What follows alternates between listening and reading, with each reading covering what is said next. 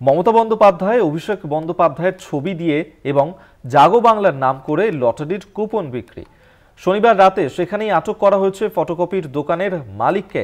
Diamond Harbour থেকে আটক করে কুলপি থানার পুলিশ। আর এই ঘটনায় এর আগেও চন্দন দাস নামে এক ব্যক্তিকে আটক করেছিল পুলিশ। শনিবার রাতেই আটক করা হয়েছে এক ফটোকপির দোকানের মালিককে। কোয়েল মণ্ডল আমাদের সঙ্গে টেলিফোনে রয়েছেন প্রতিনিধি, আরো বিস্তারিত জানবো। কোয়েল, অত্যন্ত বড় ঘটনা যেখানে স্বয়ং মুখ্যমন্ত্রী মমতা বন্দ্যোপাধ্যায় পাশাপাশি অভিষেক বন্দ্যোপাধ্যায়ের ছবি দিয়ে এই ধরনের লটারির টিকিট বিক্রির অভিযোগ উঠছে। এই যে ঘটনা, তার পেছনে কি বড়সড় কোনো চক্র জড়িত রয়েছে এখনো পর্যন্ত কি জানতে পারছে পুলিশ? একদমই দেখো, এই যে ঘটনা একেবারেই তৃণমূল সুপ্রিমো মমতা বন্দ্যোপাধ্যায় এবং দলের সাধারণ সম্পাদক তথা ডায়মন্ড হারবারের সাংসদ অভিষেক বন্দ্যোপাধ্যায়ের ছবি ছাপিয়ে জাগো বাংলার নাম করে যে লটারির কুপন বিক্রির ঘটনা, এই কুপন বিক্রির ঘটনার পেছনে কোন কোন চক্র কাজ করছে, আরো কারা কারা জড়িত রয়েছে, সেই সমগ্র বিষয়টা নিয়ে কিন্তু তদন্ত শুরু করেছে পুলিশ প্রশাসন।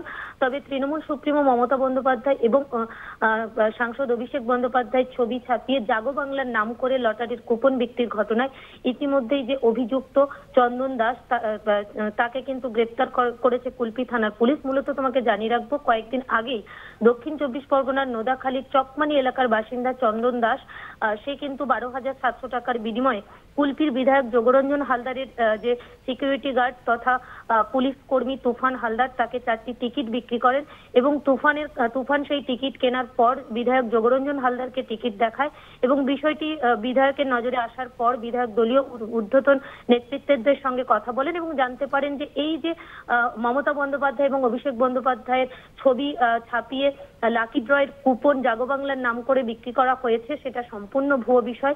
তৎক্ষণাৎ কিন্তু যোগরঞ্জন হালদারের নির্দেশে তুফান হালদার অর্থাৎ যোগরঞ্জন হালদার বিধায়ক তারই যে সিকিউরিটি গার্ড তিনি স্থানীয় কুলপি থানাতে লিখিত অভিযোগ দায়ের করেন। নির্দিষ্ট সেই অভিযোগের ভিত্তিতে শনিবার রাতেই নোদাখালী এলাকা থেকে যে অভিযুক্ত চন্দন দাস তাকে গ্রেপ্তার করা হয় এবং ধৃত কাছ থেকে জিজ্ঞাসাবাদ করে পুলিশ যেটা জানতে পারে ডায়মন্ড হারবারেরই একটি ফটোকপি দোকানে সেখানেই কিন্তু এই লাকি ড্রয়ের যে কুপনগুলো সেটা ছাপানো হয়েছিল এবং তারপরেই কিন্তু পুলিশের তরফে অর্থাৎ কুলপি থানার পুলিশ ডায়মন্ড হারবারের সেই যে ফটোকপির দোকানদার সেই দোকানদারকেও আটক করেছে। আটক করে জিজ্ঞাসাবাদ চালাচ্ছে। এই ঘটনার পেছনে আরো কারা কারা যুক্ত রয়েছে, এর পেছনে কি চক্র রয়েছে, আরো কোথায় কোথায় এই ভুয়ো টিকিট বিক্রি করা হয়েছে, কাদের কাদের বিক্রি করা হয়েছে, সেই সমগ্র বিষয়টা পুলিশ তদন্ত শুরু করেছে। অন্যদিকে এই যে মুখ্যমন্ত্রী মমতা বন্দ্যোপাধ্যায় এবং অভিষেক বন্দ্যোপাধ্যায়ের ছবি লাগানো জাগো বাংলার নাম করে ভুয়ো যে লাকি ড্রয়ের কুপন বিক্রির ঘটনা, এই ঘটনায় ইতিমধ্যেই অভিযুক্ত চন্দন দাসকে গ্রেপ্তার করে ডায়মন্ড হারবার আদালতে পেশ করা হয়েছে।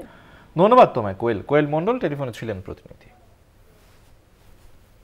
দেখুন, যে গ্রেপ্তার হয়েছে সে জাগো বাংলার পত্রিকা বিক্রি করতো। অ্যাকচুয়াল বাংলা জায়গাতে এসে বাংলাকে নিভিয়ে দিয়েছে।